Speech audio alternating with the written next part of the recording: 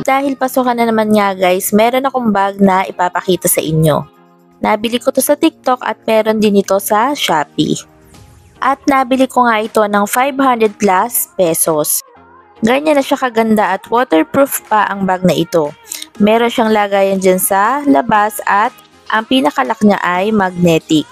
Yan, sa dalawang gilid pwede ka maglagay dyan ng tumbler or anything na pwede mong ilagay gaya ng mga payong.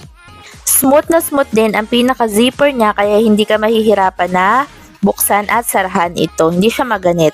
Tapos ayan, ang loob niya, spacious siya at marami kang mailalagay. Gaya na lamang ng mga papel, long envelope, long folder, at saka mga clear book at laptop. Tapos ayan, makakapaglagay ka rin dyan ng mga notebooks. Bali, 10 notebooks yung nilagay ko at maluwag pa yung pinakalagayan niya sa loob. Tapos meron din siyang zipper doon na parang pinaka-secret pocket niya. Tapos sa labas, ayan, pwede nyo pa siyang lagyan ng kahit anong gamit nyo. At gaya nga na sinabi ko kanina, ang lock niyan ay magnetic lock. Sa dalawang gilid, pwede ka maglagay ng payong or anything na gusto mo at isang tumbler. Yung nilagay kong tumbler ay 750 ml tumbler. Yan, ganyan na yung itsura ng bag na yan. Tapos meron din siyang pinakalock dito sa strap niya. Kung gusto niya lang naman na ganyan at ilock nyo, pwede rin.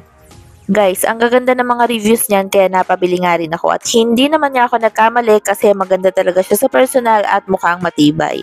At kung interesado rin kayo, ilalagay ko ang link sa description at comment box. Salamat!